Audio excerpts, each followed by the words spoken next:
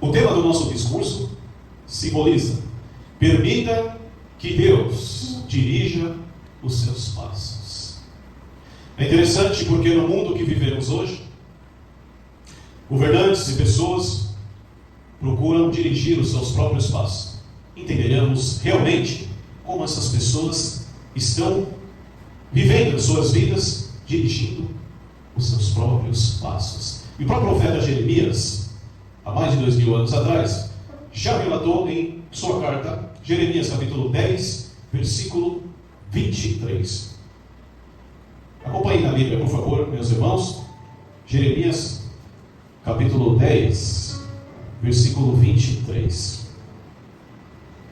Passa a dizer: eu sei, ó Senhor, que não é do homem o seu caminho, e nem do homem que caminha a dirigir os seus passos. Vamos entender realmente o que aconteceu na época de Jeremias, o porquê que ele chegou a essa conclusão. Fazendo uma grande comparação, nos dias de hoje, estamos basicamente concordando com Jeremias, porque as nações e os governantes do mundo se empenham e se unem para trazer a verdadeira paz na terra. Mas, infelizmente, não são coisas que estamos vendo, não são situações que estamos vendo de acordo com suas vontades, né? E vamos entender o porquê Jeremias relatou em sua carta, o porquê ele percebeu que o homem governava o homem para o seu próprio prejuízo. Olha só, meus irmãos, a palavra de Jeremias, ela veio contra os reis de Israel, em Judá, principalmente contra o rei Zedequias e o rei Joaquim. Já estudamos sobre esses reis no nosso livrinho, né? Foi palavras de julgamento, porque havia desobediência, havia pecados, eles oprimiam os reis, os necessitados, rejeitava a palavra e também a vontade de Deus. E as profecias incluíam a queda de Jerusalém, o exílio do povo da Babilônia. Sabemos que o povo foi levado como escravo pelos babilônios e ficaram 70 anos cativos. E a punição para os reis e suas casas. A sua mensagem central, a mensagem de Jeremias, era um aviso ao povo sobre a infidelidade, idolatria e injustiça, prevendo o julgamento divino e mais tarde o exílio em Babilônia.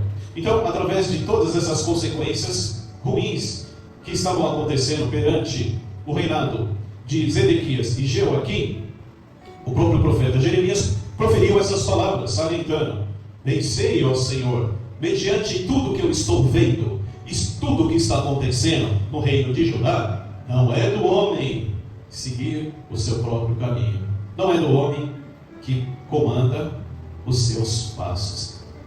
Não diferente do que nós estamos vivendo nos dias de hoje. Vamos ver mais para frente. Há momentos na nossa vida que o chão parece se desabar dos nossos pés, né?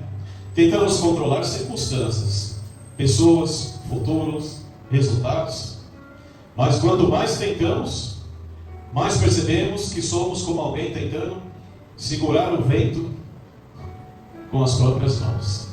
Não é verdade? Inclusive, o pastor tem salientado muito aqui que a igreja falta demais, né?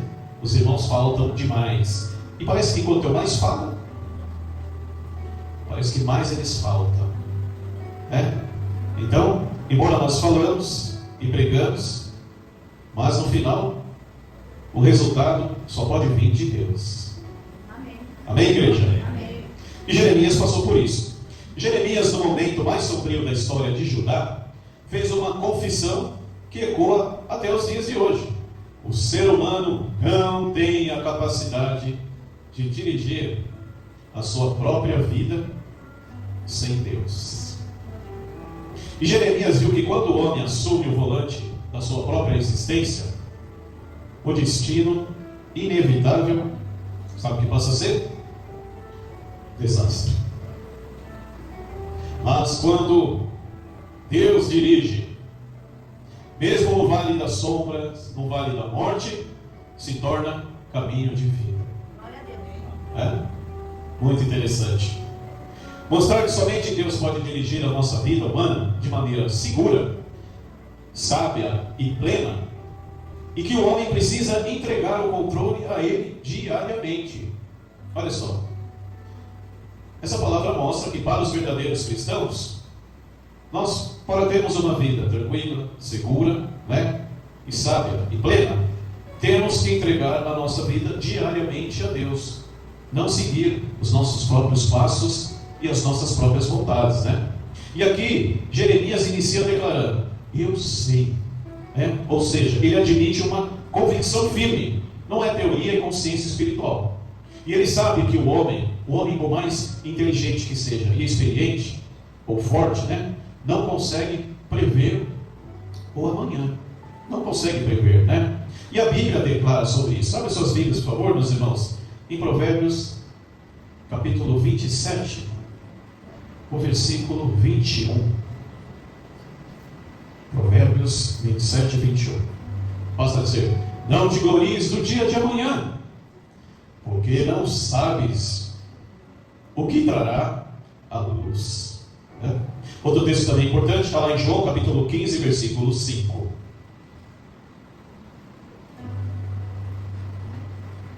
João 15, 5. Não bateu esse. Você leu, pastor? Provérbios 27, 1. 27, 1. 27, 1. A partir de 21. João 15, capítulo 5. Eu sou a videira, vós os ramos. Quem permanece em mim, eu nele, esse dá muito fruto. Olha o resultado. Porque sem mim nada podeis fazer. Mais um exemplo que a humanidade precisa de Deus e o nosso Senhor e Salvador Jesus Cristo. A alimentação é a marca da humanidade, desde sua queda, desde o pecado de Adão e Eva, Uma pergunta importante para nós podemos fazer: os irmãos têm vivido como que sabem sobre isso, ou apenas como quem ouve isso? Estamos vivendo de acordo e confiando em Deus e colocando todos os nossos problemas em suas mãos? Porque somos pequenos, somos pó e somos limitados. E não sabemos o que nos aguarda amanhã. Então, precisamos ter a plena convicção que o nosso dia não pertence a nós. Pertence a Deus. A ansiedade moderna, o estresse, as decisões precipitadas, tudo nasce do orgulho de pensar que podemos conseguir tudo sozinhos. Isso, infelizmente, está na nossa carne pecaminosa. Eu trago uma ilustração interessante, como o celular desligado, tentando funcionar sem carga. Assim é o homem tentando viver sem depender de Deus. É um desastre, não tem como, não será bem sucedido, E quem não conhece sua limitação, não experimenta a direção divina. Tem muita gente soberba nessa terra, Principalmente aquele ditado: dê poder àquela pessoa e você verá quem ela é. A gente encontra muito isso nos soberbos. Aqui Jeremias afirma que o caminho não pertence ao homem, mas confronta a mente moderna de hoje, que diz: seja seu próprio caminho, faça suas próprias regras, excluindo totalmente a opinião de Deus. E no passado aconteceu isso exatamente no tempo de Jeremias, onde os reis se levantaram e não quiseram seguir a palavra de Deus. E quando o rei mau governa, o povo sofre. Ou por quê? Porque no tempo de Jeremias, os reis não se converteram. Jeová Deus permitiu que os babilônicos viessem, através de Nabucodonosor, e levassem o povo escravo como cativo. E o povo pagou por isso, ficando 70 anos preso como escravos. Então, quando o governo mau governa, todo o povo sofre. E estamos vendo isso dentro do nosso país, que é exatamente isso que está acontecendo no nosso tempo aqui, A Bíblia mostra que o coração humano é um terreno enganoso. Vamos confirmar isso nas Escrituras? Está lá em Jeremias capítulo 17. Um texto, embora já comentado pela gente aqui, bem falado, mas vale a pena salientar de novo. Jeremias capítulo 17.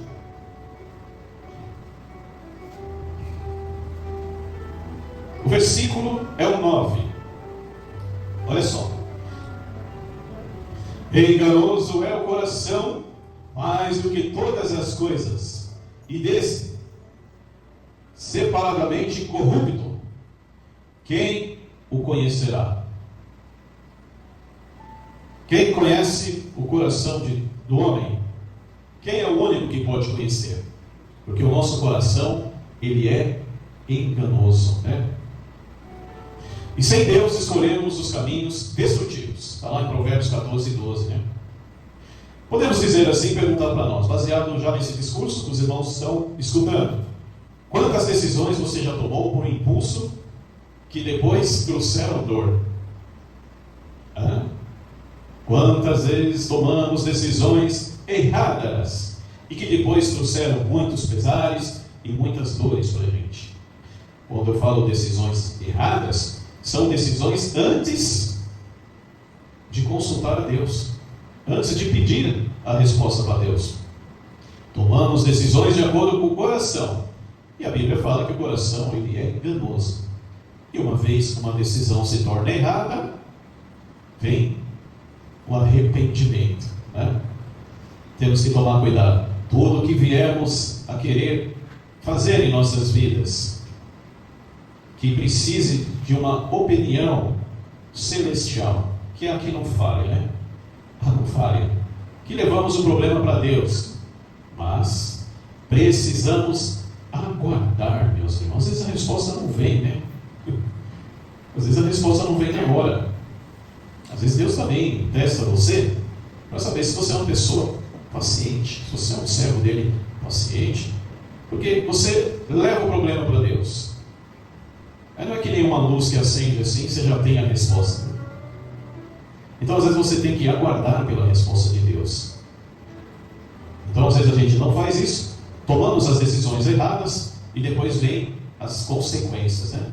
Devemos tomar cuidado com isso.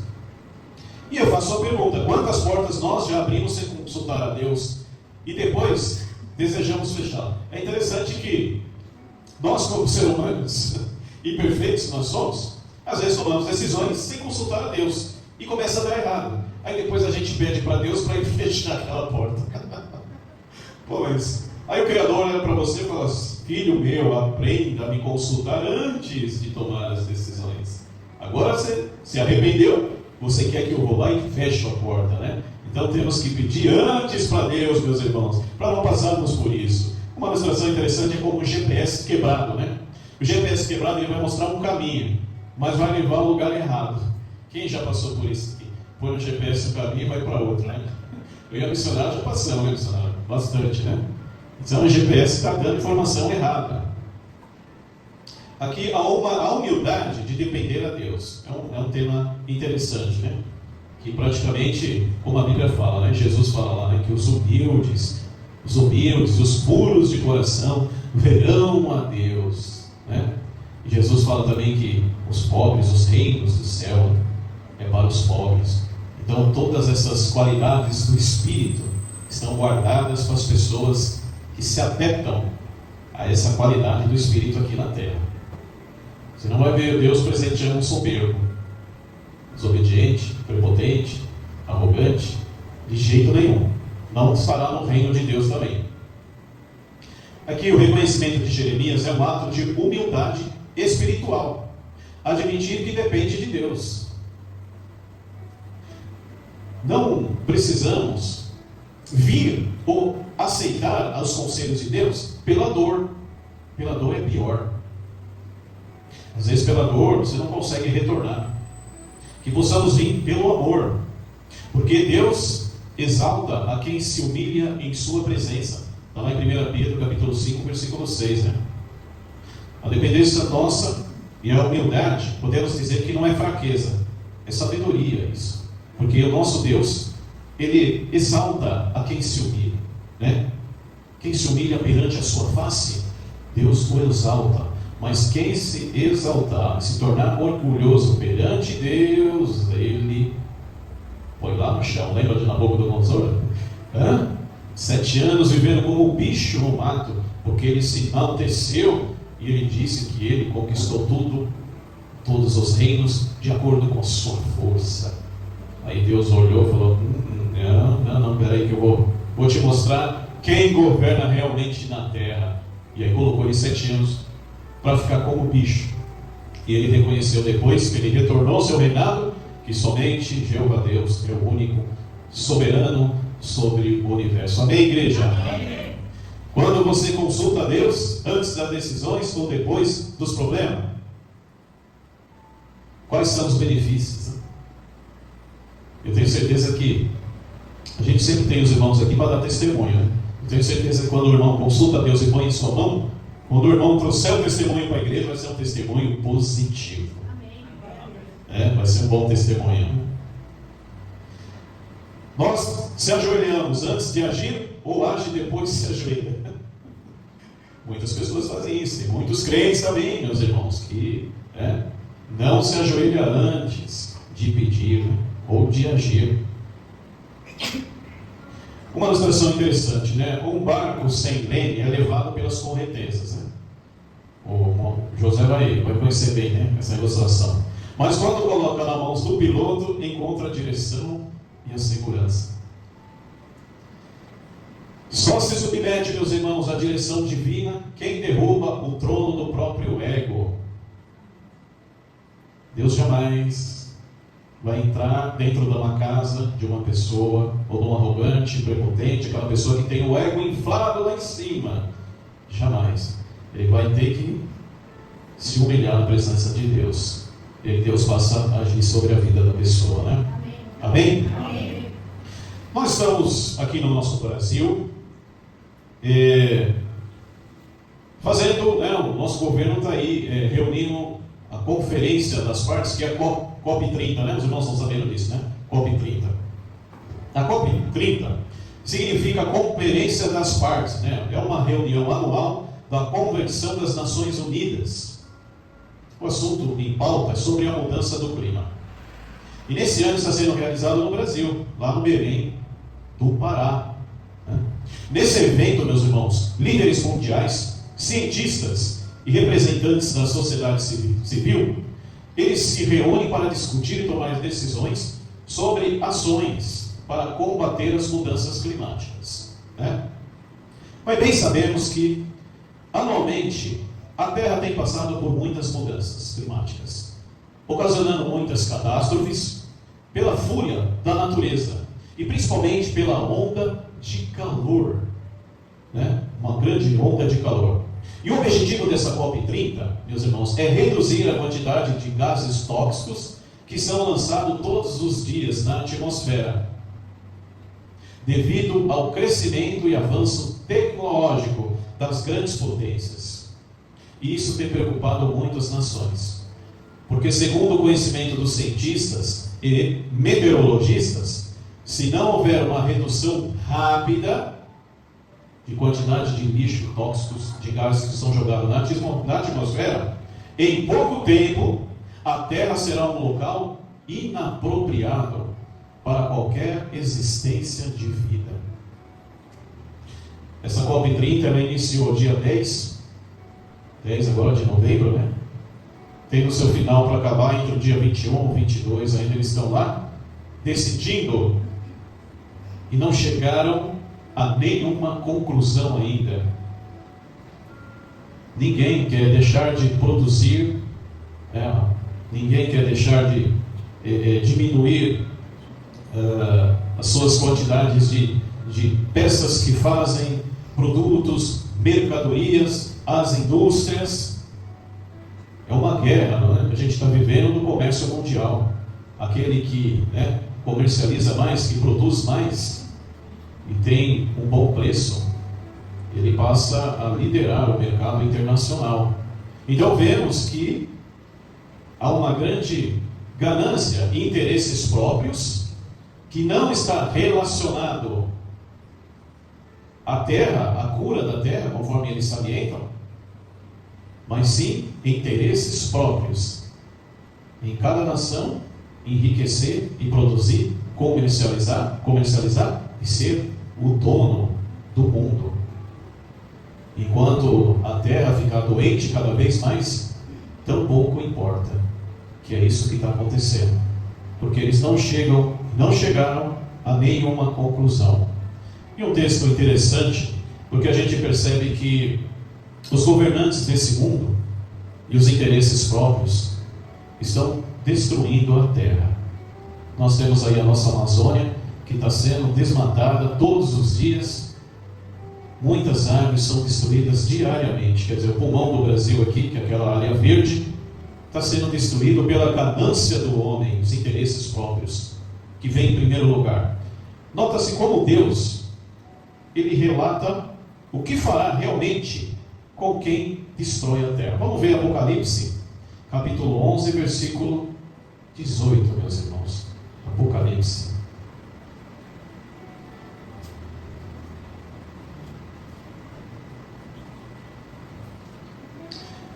Apocalipse 11, 18. Passa a dizer: na verdade, as nações se enfureceram. Chegou, porém, a tua ira e o tempo determinado para serem julgados mortos e para se dar o galardão aos teus servos, os profetas, aos santos e aos que temem o teu nome, tanto aos pequenos como aos grandes. E nota-se agora: e para destruírem os que destroem a terra. Jesus falou em Mateus, lá, que se os dias não fossem abreviados, nenhuma carne nessa terra seria salva. A gente vem vendo diariamente, anualmente, parece que o clima está cada vez mais quente. As destruições e as catástrofes em toda a terra vêm aumentando. E a gente não vê melhoria, e nem interesses próprios dos governantes para melhorar. Isso vai sair uma hora fora de controle. Por isso que Jesus relata que se esses dias não forem abreviados, nenhuma carne conseguirá ser salva. Porque o planeta está cada vez mais quente. E isso tem descontrolado a natureza, a qual Deus colocou perfeitamente.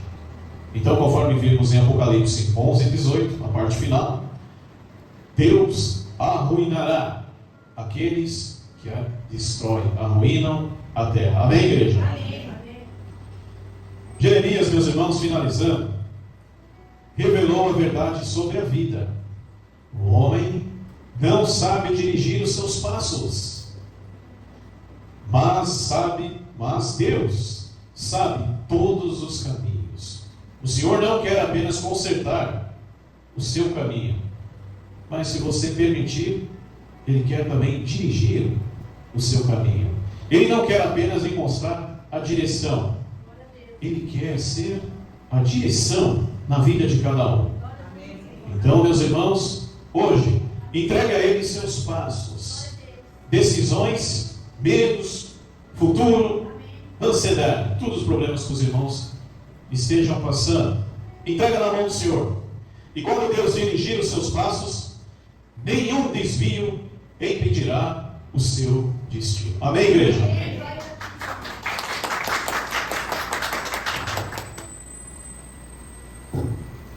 Agradecemos a companhia dos irmãos, e essa matéria é de grande importância, porque quando colocamos Deus como guia para as nossas vidas e entregamos nossos problemas em suas mãos, no final de tudo da nossa vida, seremos bem-sucedidos, porque o nosso Criador, Ele sabe o que precisamos, o nosso Criador, Ele sabe o que necessitamos. O próprio Senhor Jesus Cristo, Filho de Deus, a todo momento, Ele orava com o Pai, Ele conversava com o Pai, Ele era Filho de Deus, perguntava, pedia sabedoria, e sempre quando alguém tentava enaltecer Ele, Ele colocava aquela honra e aquela glória para o Pai. Então Jesus foi o homem mais humilde que viveu sobre essa terra, e nós que seguimos a Jesus, temos que ser igual a Ele, sempre, se moldar de acordo com a sua palavra, aplicarmos as obras do Espírito, em cada matéria que os irmãos aprendem nessa igreja, temos que se empenhar a colocar em prática em nossas vidas. É como se o Criador estivesse falando com a gente, né? Que não seremos bem-sucedidos se a gente tomarmos decisões importantes em sentido pessoal, somente nós, sem colocar nas mãos do Criador. Eu já vi muitos irmãos fazerem isso, e no final se decepcionaram. E aí o pastor perguntou: você, antes de tomar essa decisão, você orou para Deus, colocou em suas mãos e aguardou a resposta? Porque não adianta nada a gente colocar os nossos problemas na mão de Deus e às vezes a gente não tem paciência para esperar a sua resposta, né? Isso também a gente pode ter uma consequência muito ruim e negativa. Então que possamos, seja qualquer problema que os irmãos estão passando, precisando de resposta, aguarde, lança na mão de Deus, coloque em sua mão. Que nem lá Provérbios 3, de 5 a 6, lá Deus fala, né? Confie em mim de todo o seu coração, né?